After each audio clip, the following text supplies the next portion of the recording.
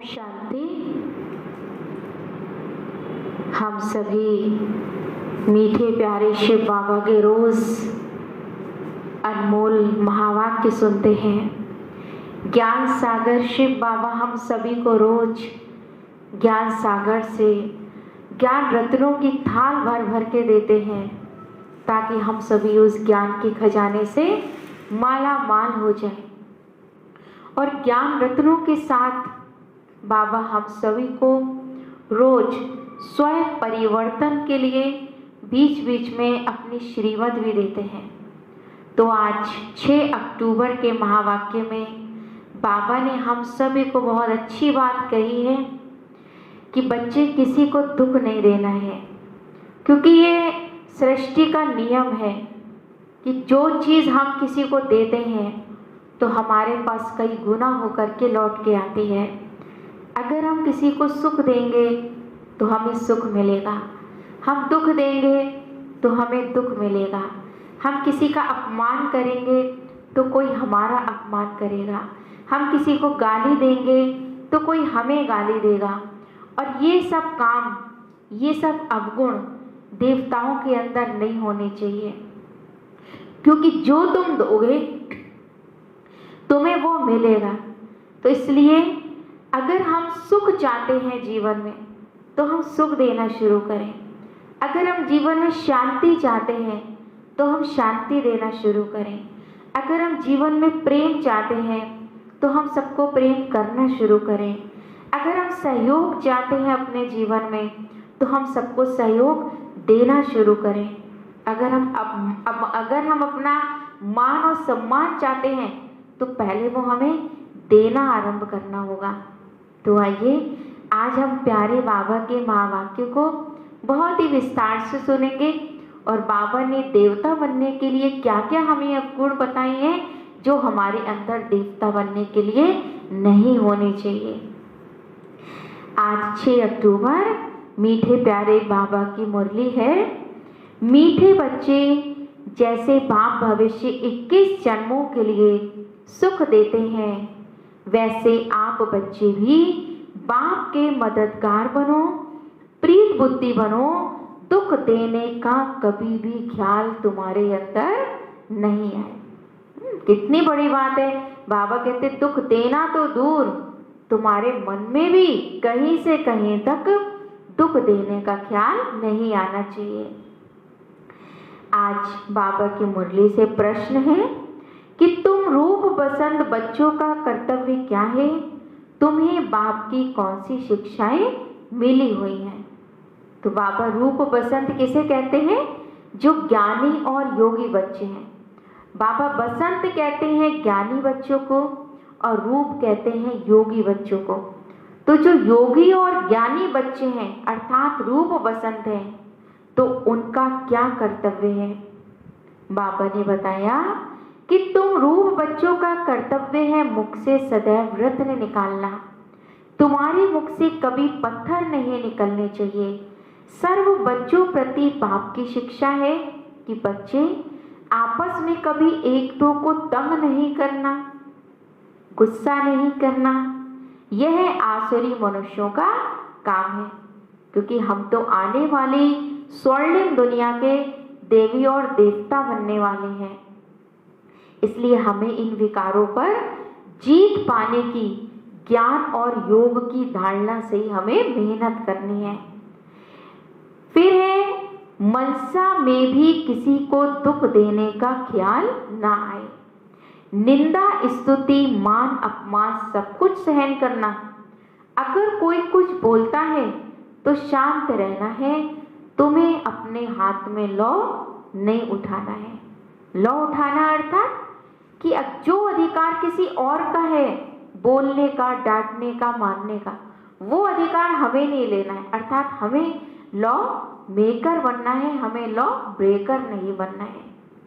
गीत है आज की मुरली का, तू प्यार का सागर है, तेरी एक बूंद के प्यासे हम। ओम शांति। सभी प्यार से बोलेंगे ओम शांति। ज्ञान और अज्ञान, तुम बच्चों में भी अभी ज्ञान है। भक्त लोग महिमा किसकी करते हैं और तुम बच्चे जो यहाँ बैठे हो, तुम किसकी महिमा सुनते हो? हम उस निराकार ज्ञान सागर बाप की महिमा सुनते हैं। रात दिन का फर्क है। वो तो एक ही ऐसे ही सिर्फ महिमा गाते रहते हैं, लेकिन उस परमात्मा को इतना जानते नहीं हैं, इतना प्यार नहीं, क्योंकि पहचान ही नहीं है बाप की। एक होता है भगवान को जानना, मानना और पहचानना। तो आज सारा संसार यानी भक्त आत्माएं उस भगवान को कहीं जानती तो हैं कि हाँ, कहीं ना कहीं सृष्टि पे भगवान है, मानती भी है किसी न किसी रूप में, कोई श्री राम के रूप में, कोई श्री कृष्ण के रूप में, कोई हनुमान जी के रूप में, लेकिन उसको यथार्थ रीति से पहचानते नहीं है। क्योंकि बाबा कहते हैं, मैं जो हूँ जैसा हूँ, अगर तुम मुझे मेरे ही स्वरूप में याद करोगे तभी तुम्हें मुझसे सभी प्राप्तियां हो सकती हैं। वहां भी सब एक दो को प्यार करते हैं, यह तुम यहाँ सीखते हो। किसके साथ भी विरोध नहीं होना चाहिए, जिसको बाबा लून पानी कहते हैं। अंदर में किसके लिए नफरत नहीं होनी चाहिए तुम्हारे अंदर। जैसे हम कह रहे थे ना, मुझे तो इससे सख्त नफरत है, तो बाबा कहते हैं कि तुम्हारे अंदर किसी के प्रति नफरत नहीं होनी चाहिए। नफरत करने वाले कलयुगी नरकवासी हैं। जानते हो हम सब भाई बहन हैं। शांति धाम में है तो भाई भाई हैं, जहाँ परम धाम में है तो आत्मा भाई भाई है, क्योंकि बिना शरीर के आत्मा वहां। जब यहाँ कर्म क्षेत्र पर पाठ बजाते हैं तो भाई बहन है, ईश्वरीय संतान है। ईश्वर की महिमा है वो ज्ञान का सागर, प्रेम का सागर, यानी सबको सुख देते हैं। तुम सब दिल से पूछो, जैसे बाप भविष्य 21 जन्मों के लिए सुख देते हैं, वैसे हम भी वह कार्य करते हैं भगवान की तरह।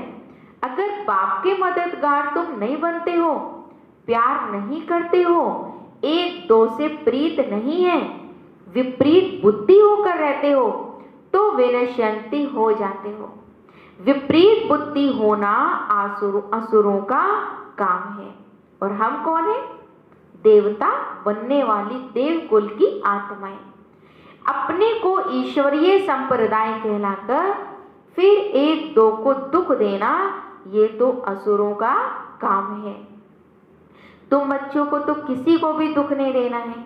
तुम हो ही दुख हरता सुख करता बाप के बच्चे, तो दुख देने का ख्याल भी तुमको कभी नहीं आना चाहिए। वह तो है ही आसुरी संप्रदाय के, ना कि ईश्वरीय संप्रदाय, क्योंकि देह अभिमानी। हालांकि ये इस संसार में आज चारों ओर का वातावरण ही ऐसा है जिसमें मनुष्य ना चाहते भी क्रोध कर लेता है, निगेटिव सोच लेता है, गुस्सा कर देता है, दुख दे देता है। पर बाबा ने कहा है, यही तो तुम्हारा संगम युग पर पुरुषार्थ है कि तुम्हें अगर मनुष्य से देवता बनना है तो तुम्हें ज्ञान और योग के आधार से तुम्हें धीरे धीरे अपने ये संस्कारों को बदलना है, अर्थात आसुरी संस्कारों को दैवी संस्कारों में बदलने की तुम्हें रोज मेहनत करनी है। वह कभी याद की यात्रा में रह नहीं सकते हैं। कौन? जो देह अभिमानी है। याद की यात्रा बिगर कल्याण होना नहीं है। वर्षा देने वाले बाप को तो जरूर याद करना चाहिए ना, तब तो विकर विनाश होंगे। आधा कल्प तो एक दो को दुखी देते आए हो, एक दो में लड़ते तंग करते रहते हैं। वह आसुरी संप्रदाय में गिने जाते हैं। भल पुरुषार्थी हैं तो भी कब तक दुख देते रहेंगे। इसलिए बाबा कहते हैं, रोज अपना चार्ट चेक करो कि आज सोने से पहले कि आज मैंने कितनों को दुख दिया, कितना गुस्सा किया, कितना तंग किया, किसी के प्रति कितना हमने गलत सोचा। चार्ट रखने से ही तो मालूम पड़ेगा कि हमारा रजिस्टर दिन पर दिन सुधरता जाता है या वही हमारी आसुरी चलाने भगवान का बनने के बाद भी। बाबा सदैव कहते हैं, कभी किसको दुख ना दो। निंदा स्तुति मान अपमान ठंडी गर्मी सब सहन करना है। कोई ने कुछ कहा तो तुम्हें शांत रहना चाहिए, ये भी बहुत बड़ा गुण है। ऐसे नहीं उनके लिए 2 वचन और कह देना चाहिए। जैसे लोग क्या कहते हैं, ईंट का जवाब पत्थर से दो, पर बाबा क्या कहते हैं, तुम शांति से दो। कुछ भी बात है तो बाप के पास आना चाहिए। कोई किसको दुख देते हैं तो उनको बाबा समझाएंगे ना, बड़ों के पास लेके आना चाहिए। बच्चे को कह नहीं सकते हैं तुम्हें अपने हाथ में ये लॉ नहीं उठाना है। गवर्नमेंट में भी कायदा होता है, 1-2 को घूंसा नहीं मार सकते हैं, कंप्लेंट कर सकते हैं, लेकिन 1-2 को घूंसा नहीं मार सकते।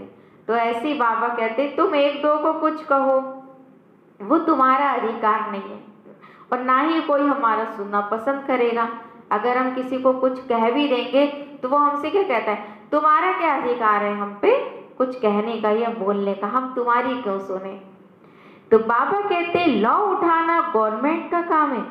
तुम भी गवर्नमेंट, कौन सी, ईश्वरीय गवर्नमेंट, शिव बाबा के पास आओ, हाथ में लॉ नहीं लो, यह तो है ही अपना घर। इसलिए बाबा कहते हैं रोज कचहरी करो, यानी अपनी रोज चेकिंग करो कर्म इंद्रियों की। यह भी समझते नहीं है शिव बाबा ऑर्डर करते हैं, बाबा ने कहा है हमेशा समझो हमें शिव बाबा सुनाते हैं। ऐसे मत समझो हमें तो ये ब्रह्मा सुनाता है, लेकिन क्या समझो, ब्रह्मा में शिव बाबा सुनाते हैं। हमेशा शिव बाबा ही समझो तो उनकी ही याद बनी रहेगी। ये ब्रह्मा तो शिव बाबा का सिर्फ क्या है, ज्ञान सुनाने के लिए लोन लिया हुआ एक रथ है, तन है। यह तो शिव बाबा ने रथ लिया है तुमको ज्ञान सुनाने के लिए। सतो प्रधान बनने का रास्ता तुम्हें बाप समझा रहे हैं, वह है गुप्त, तुम हो प्रत्यक्ष। जो भी डायरेक्शन निकलते हैं समझो शिव बाबा के हैं, तो तुम सेफ रहेंगे। अभी हम जो मुरली सुनते हैं बाबा की, भले बहनें सुनाती हैं, ब्रह्मा कुमारियां सुनाती हैं, पर ये सोच के सुनिए कि ब्रह्मा कुमार कुमारियां भी बाबा की मुरली ही शिव बाबा की ही डायरेक्शन सुनाते हैं। तुम बाबा बाबा शिव को ही तो कहते हो, तो वर्षा भी तुम्हें उनसे मिलता है, उनके साथ कितना रिगार्ड और रॉयल्टी से तुम्हें चलना चाहिए। तुम कहते हो ना बाबा हम तो लक्ष्मी नारायण बनेंगे, फिर 2nd 3rd बने, सूर्यवंशी नहीं बने तो चंद्रवंशी बने। ऐसे तो नहीं हम भल दास दासी जाके बन जाएं सतयुग में, नहीं, ये हमारा क्या है, राजयोग है। तो राजयोग अर्थात हमें राजाओं का राजा बनने का पुरुषार्थ करना है, ना कि दास दासी और प्रजा। प्रजा बनना तो अच्छा नहीं है ना, तुमको तो यहाँ दैवी गुण ही धारण करने हैं। आसुरी चलन तो तुम्हारी नहीं होनी चाहिए, राजा बनना है तो। निश्चय नहीं है तो फिर बैठे बैठे यह कह देते हैं इनमें शिव बाबा आते हैं, हम तो नहीं समझते कि ब्रह्मा में शिव बाबा आते हैं, हम तो नहीं मानते। तो बाबा कहते नहीं मानते तो नुकसान किसका करते हो, अपना करते हो। कोई बाबा हमें फोर्स तो करता नहीं है तुम मानो, विवेक हमारे पास है, अगर हमारा दिल स्वीकार करता है तो हम बिल्कुल करें। माया का भूत आने से आपस में ऐसे ही कह देते हैं कि हम तो नहीं मानते कि ब्रह्मा में शिव बाबा आते हैं। आपस में आसुरी स्वभाव वाले मिलते हैं तो फिर ऐसे ही बोलने लग पड़ते हैं। अब एक ने अगर नहीं माना तो वो अपने संपर्क में आने वाली सब आत्माओं को क्या कहेगा, अरे वो बेकार है मानना, हम तो नहीं मानते आते। तो हमने खुद तो नहीं माना और हमने उनको भी उस रास्ते से हटा दिया, तो ये कितना बड़ा महापाप है। आसुरी बातें ही मुख से निकलती हैं। बाबा कहते हैं तुम आत्मा रूप बसंत बनते हो, यानी ज्ञानी और योगी, तो तुम्हारे मुख से रत्न ही निकलने चाहिए। अगर पत्थर निकलते हैं तो गोया आसुरी बुद्धि ठहरे।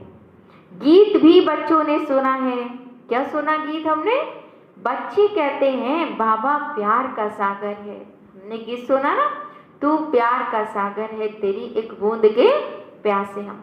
पर अभी हम बूंद के प्यासे नहीं है, अभी तो हमें पूरा सागर यानी ज्ञान सागर ही मिल गया है। जितना चाहे हम उसमें डुबकी लगाएं, सुख का सागर, ज्ञान का सागर, प्रेम का सागर। शिव बाबा की ही महिमा है।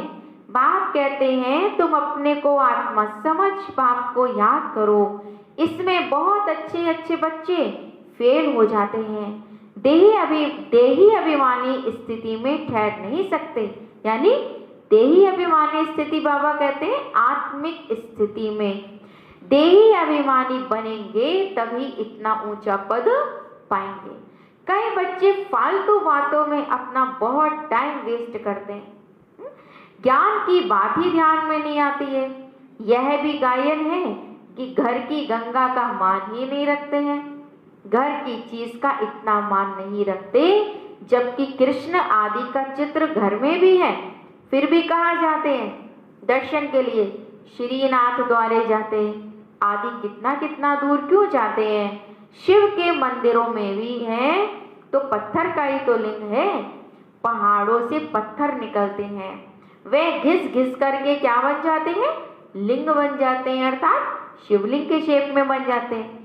उसमें कोई कोई पत्थर में सोना भी लगा हुआ होता है। तो कहा जाता है कि यह पत्थर तो सोने के कैलाश पर्वत का है।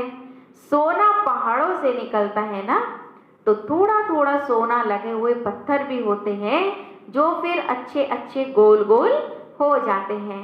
वह फिर बेचते हैं। बाबा कहते वो गोल हो जाते हैं तो उन्हें लोग बेचते हैं। मार्बल का भी खास बनाते हैं। अब भक्ति मार्ग वालों को कहो तुम बाहर में इतना क्यों भटकते हो, तो बिगड़ जाएंगे कि ये कोई भटकना हुआ। पर बाबा ने कहा द्वापर युग से तुम आत्माएं अभी तक भटकती ही आई हो, क्योंकि तुम्हें भगवान की यथार्थ पहचान नहीं थी, तो हम भटकते ही रहे उस भगवान को पाने के लिए। हो सकता है वहां मिल जाए भगवान, हो सकता है कैलाश पर्वत हो सकता है किसी मंदिर में हो। नहीं, बाबा कहते जब तक तुम मुझे ज्ञान के आधार से नहीं जानोगे मैं कैसा हूं, ज्योति बिंदु स्वरूप हूं, तब तक तुम मुझे कहीं पर भी प्राप्त नहीं कर सकते हो। तो भक्ति का फल है ज्ञान, और ज्ञान का फल है परमात्मा की प्राप्ति। तो यह है ही ज्ञान और भक्ति का खेल। अभी तुम बच्चों को सारी समझ मिलती है। ज्ञान है सुख का रास्ता, ज्ञान से सत्युग की राजाएं मिलती है। इस समय राजा रानी तथा प्रजा सब नरक के मालिक हैं। जब कोई मरता है तो क्या कहते हैं? स्वर्गवासी हुआ। इन बातों को अभी तुमने समझा है।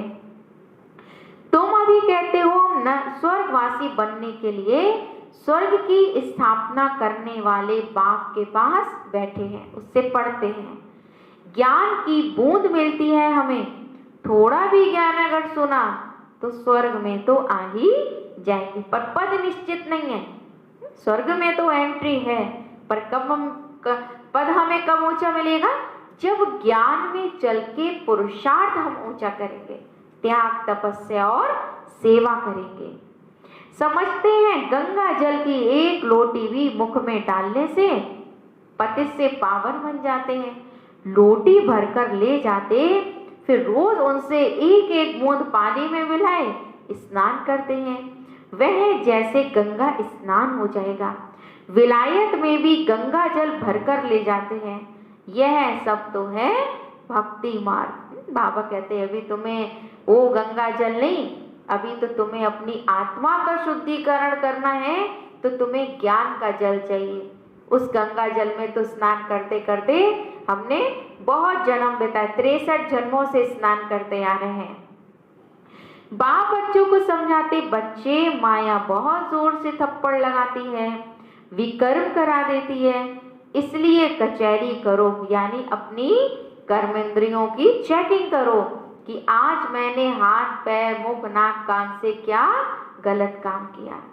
आप ही अपनी कचहरी करना अच्छा है ना।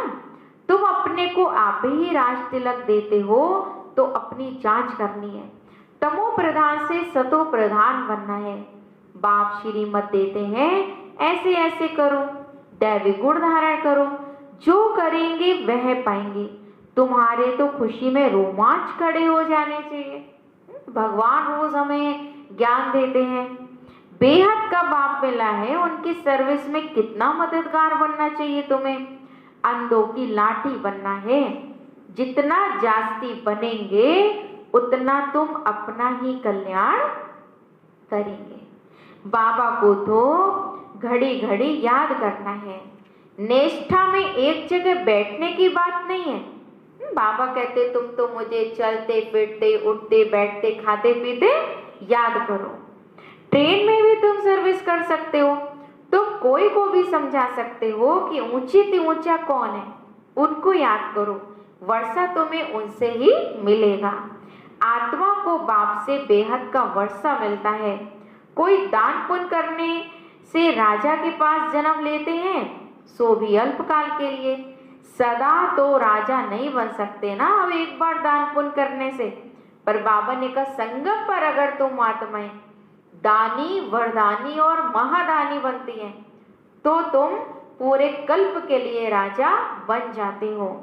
तो बाप कहते हैं यहाँ तो 21 जन्मों की गारंटी है। वहाँ यह पता नहीं पड़ेगा कि हम बेहद के बाप के पास आए हैं वर्षा लेने के लिए। यह ज्ञान इस समय तुमको मिलता है तो तुम्हें कितना अच्छी रीति पुरुषार्थ करना चाहिए। पुरुषार्थ नहीं करते हैं तो गोया अपने ही पांव पर कुल्हाड़ा मारते रहते हैं। चार्ट लिखते रहो तो डर भी रहेगा कि आज हमें बाबा को चार्ट में भर के देना है कि आज हमने अमृत वेला किया या नहीं किया, मुरली सुनी या नहीं सुनी, किसी को दुख दिया या नहीं दिया। तो अगर चार्ट मेंटेन रोज रात में करेंगे और बाबा को लिख के सोएंगे तो इससे अपनी उन्नति का हमें फिक्र लगा रहेगा। कोई लिखते भी हैं कि बाबा देखेंगे तो क्या कहेंगे। चाल चलन में बहुत फर्क रहता है, क्योंकि कभी कभी हमारे अंदर परिवर्तन डर से भी आ जाता है। अगर हमें डर रहेगा बाबा देखेगा तो क्या कहेगा, तो इस डर के कारण भी हम अपना परिवर्तन करते रहते हैं। तो बाप कहते हैं गफलत छोड़ो, यानी लापरवाही छोड़ो, नहीं तो बहुत पछताना पड़ेगा अपने पुरुषार्थ का। फिर पिछाड़ी में साक्षात्कार बहुत होगा, फिर रोना पड़ेगा। क्या कल्प कल्प यही वर्षा मिलेगा हमें। अगर अभी नहीं करेंगे तो बाबा कहते फिर कब करोगे। संगम युग तो बीता जा रहा है। दास दासी जाकर बन जाएंगे। आगे तो ध्यान में जाकर सुनाते थे फलानी दासी है, यह है। फिर बाबा ने बंद कर दिया। क्या बंद कर दिया? जो कईयों को ध्यान में साक्षात्कार हो जाता था भविष्य का कि हम क्या बनेंगे, तो बाबा कहते वो साक्षात्कार का पाठ अभी बाबा ने बंद कर दिया है। साक्षात्कार बिगड़ सजा कैसे मिल सकती है, कायदा ही नहीं है। बच्चों को युक्तियां भी बहुत समझाई जाती हैं। तुम अपने पति को बोलो कि बाबा कहते हैं बच्चे काम महाशत्रु है, इस पर जीत पहनो, माया जीते जगत जीत बनो। अब हम स्वर्ग के मालिक बने या तुम्हारे कारण हम अपवित्र बनकर नरक में चले जाएं। हालांकि ये बहुत बड़ी बात है, फिर भी बाबा कहते हिम्मत करके इस पवित्रता के गुण को धारण करो। बहुत प्यार नम्रता से उन्हें समझाओ, मुझे नरक में क्यों ढकेलते हो आप पवित्र बनाकर। ऐसी बहुत बच्चियां हैं, समझाते समझाते आखिर पति को भी ले आती हैं। कहा ज्ञान में ले आती हैं। तो जब दोनों चलने लगते हैं ज्ञान में तो पवित्रता की धारणा करना उनके लिए बहुत ही सहज हो जाता है, क्योंकि पवित्रता को हम ज्ञान के आधार से ही जीत सकते हैं। फिर पति कहता है कि ये हमारा गुरु है, इसने हमको अच्छा रास्ता बताया। बाबा के आगे चरणों में आए गिरते हैं, कभी जीत कभी हार भी होती है। तो बच्चों को बहुत बहुत मीठा बनना है। जो सर्विस करेंगे बाबा को वही बच्चे प्यारे लगेंगे। काम करने वाले तो सबको प्यारे लगते हैं ना, तो बाबा को भी कौन से बच्चे प्यारे लगते हैं? जो बाबा की तन मन धन से मनसा वाचा कर्मणा से सेवा में लगे रहते हैं, हड्डी हड्डी अपनी सेवा में देते रहते हैं। भगवान बाप आए हैं बच्चों के पास, उनकी श्रीमत पर तुम्हें चलना पड़े। श्रीमत पर नहीं चलते हैं तो तूफान लगने से गिर पड़ते। अब बाबा की रोज मुरली नहीं सुनेंगे तो श्रीमत पे चलेंगे कैसे? क्योंकि बाबा की मुरली ही से ही तो हमें बाबा की श्रीमत मिलती है। ऐसे भी हैं वह क्या काम के रहेंगे। ये पढ़ाई कोई कॉमन नहीं है और सब सत्संगों आदि में आदि तो है कनरस। और सत्संगों में हम जाते हैं तो क्या होता है? सिर्फ कनरस होता है, भजन कीर्तन। पर यहाँ तो बाबा कहते तुम्हें साइलेंस में बैठना पड़ता है। और जब हम साइलेंस में बैठते हैं तभी हम खुद से ही बात कर सकते हैं और परमात्मा से बात कर सकते हैं और उसके इशारों को कैच कर सकते हैं। तो बाबा सुख शांति का सागर है। हमको भी बाप से वर्षा मिलना है। सेवा करेंगे तब तो वर्षा मिलेगा। इसलिए बैज सदा पड़ा रहे। कौन सा बैज? ये मेडल जो बाबा ने हम सभी को पहनाया है, ये सदा पड़ा रहे। हमको ऐसा सर्वगुण संपन्न बनना है। जांच करनी है कि हम किसको दुख तो नहीं देते, आसुरी चलन तो नहीं चलते। माया ऐसे काम कराती है, बात मत पूछो।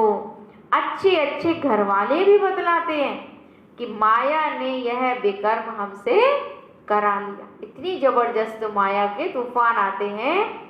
कोई सच बताते, कोई सच नहीं बताते हैं तो उन्हें और ही 100 गुणा दंड पा लेते हैं। फिर वह आदत उनकी बढ़ती जाएगी। बाबा को सुनाएंगे तो बाबा सावधान करेंगे। बाबा कहते हैं पाप किया है तो रजिस्टर में लिखो और बता दो तो तुम्हारे पाप आधा खलास हो जाएंगे। अगर हमसे भूल से भी कोई गलती होती है, पाप होती है, बाबा की मर्यादाओं के हम खिलाफ जाते हैं तो वो बाबा कहते बाबा को लिख के सच्चाई से बाबा को दे दो तो तुम्हारे आधा पाप क्या होंगे? खलास हो जाएंगे। पर सुनाते नहीं हैं, छिपा लेते हैं, फिर और ही करते रहते हैं। श्राप मिल जाता है। ना बतलाने से एक बार के बदले और ही 100 बार करते रहेंगे। बाबा कितनी अच्छी राय देते हैं, परंतु कोई कोई को तो जरा भी असर बाबा की राय का नहीं होता है। अपनी तकदीर को जैसे कि वो लात मारते रहते हैं, बहुत बहुत नुकसान करते हैं। अंत में सबको साक्षात्कार होगा, यह बनेंगे। क्लास में ट्रांसफर होते हैं तो मार्क्स निकलते हैं ना, तब मार्क्स से पता चलता है किसने पूरे साल कितनी पढ़ाई करी है। तो ऐसी बाबा कहते तुम्हें सतयुग में जाने से पहले संगम पर ही साक्षात्कार हो जाएगा कि तुम क्या क्या बनने वाले, तुमने ये ईश्वरीय पढ़ाई कितनी पढ़ी। अंत में सबको साक्षात्कार होगा। तुम भी अपनी क्लास में जाते हो तो मार्क्स का पता पड़ेगा, फिर बहुत जोर जोर से रोएंगे क्या कि काश हमने उस समय थोड़ा सा पुरुषार्थ कर लिया होता। जो तकदीर में था वो ले लिया। बाप सब बच्चों को सावधान करते हैं। कर्मातीत अवस्था अभी हो ना सके, योग पूरा लगता नहीं है। अभी कोई भी नहीं कह सकते हैं कि हम कर्मातीत अवस्था में हैं। नजदीक आने से फिर बहुत निशानियां दिखाई पड़ेंगी। सारा मदार तुम्हारी अवस्था पर और विनाश पर है। तुम्हारी पढ़ाई पूरी होने पर होगी तो फिर देखेंगे लड़ाई भी सिर पर खड़ी हुई है।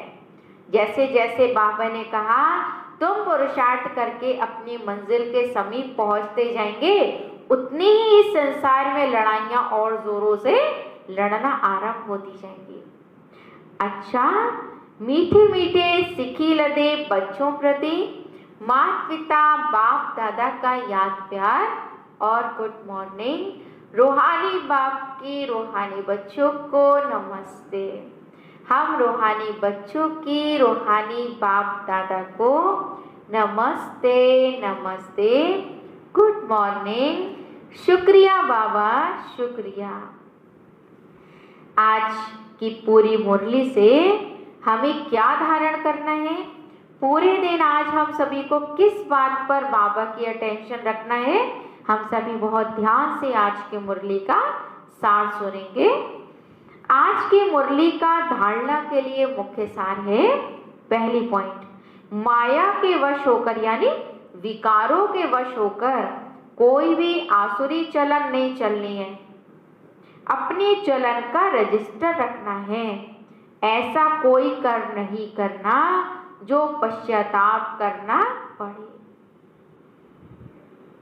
दूसरी पॉइंट है, बहुत बहुत प्यार और नम्रता से सेवा करनी है, मीठा बनना है, मुख से आसुरी बोल नहीं निकालने हैं, संग की बहुत बहुत संभाल करनी है, श्रीमत पर चलते रहना है। ये आज की मुरली से हम पूरे दिन के लिए अपने अंदर धारण करने का प्रयास करेंगे। क्या क्या? मीठा बोलना है, आसुरी चलन नहीं चलनी है, 5 विकार अर्थात काम, क्रोध, लोभ, मोह, अहंकार के वशीभूत होके बाबा ने कहा कोई भी आसुरी चलन नहीं चलनी है, और अपनी चलन का रजिस्टर रखना है। और रोज हमें रात में अपनी कर्मेंद्रियों की चेकिंग लगानी है, चेकिंग करनी है अर्थात कचहरी लगानी है कि आज कौन सी इंद्रिय ने मुझे धोखा दिया। आंखों ने दिया, कान ने दिया, मुख ने दिया, हाथ ने दिया। आज प्यारे बाबा ने हम सभी को वरदान दिया है, मनसा संकल्प व वृत्ति द्वारा श्रेष्ठ वाइब्रेशंस की खुशबू फैलाने वाले शिव शक्ति कंबाइंड भव। एक बार फिर से सुनेंगे, मनसा संकल्प व वृत्ति द्वारा श्रेष्ठ वाइब्रेशंस की खुशबू फैलाने वाले शिव शक्ति कंबाइंड भव। स्पष्टीकरण है वरदान का, जैसे आजकल स्थूल खुशबू के साधनों से गुलाब, चंदन व भिन्न भिन्न प्रकार की खुशबू फैलाते हैं, ऐसे आप शिव शक्ति कंबाइंड वन मनसा संकल्प व वृत्ति द्वारा सुख, शांति, प्रेम, आनंद की खुशबू फैलाओ। रोज अमृत वेले भिन्न भिन्न श्रेष्ठ वाइब्रेशन से के फाउंटेन के माफिक आत्माओं के ऊपर गुलाब वाशी डालो।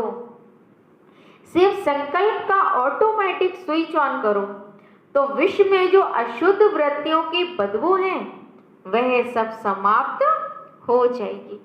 बाबा कहते हैं आपको अपने वृत्ति के द्वारा सुख, शांति, आनंद, प्रेम की खुशबू को फैलाना है, जिससे क्या होगा, जिससे अशुद्ध वृत्तियों की बदबू समाप्त हो जाएगी। बाबा की आज मुरली से एक लाइन का स्लोगन है, सुखदाता द्वारा सुख का भंडार प्राप्त होना यही उनके प्यार की निशानी। सुखदाता द्वारा सुख का भंडार प्राप्त होना यही उनके प्यार की निशानी है। अच्छा, ओम शांति। तो आज के बाबा के इन महावाक्यों से हमें क्या धारण करना है? सबसे मुख्य बात, हमें रोज रात में सोने से पहले मुझ आत्मा राजा को इस शरीर रूपी कर्मेंद्रियों की प्रजा की कचहरी लगानी है। आज किस इंद्रिय ने मुझे धोखा दिया। दूसरी बात याद रखनी है, गुस्सा करना, तंग करना, किसी को दुख देना, ये सब आसुरी चलन है, और हम तो देवता बनने वाली देव कुल की आत्मा है, इसलिए हमें इन विकारों पर विजय प्राप्त करने का पुरुषार्थ करना है। यही हमारी संगम युग पर देवता बनने की तपस्या है। ओम शांति।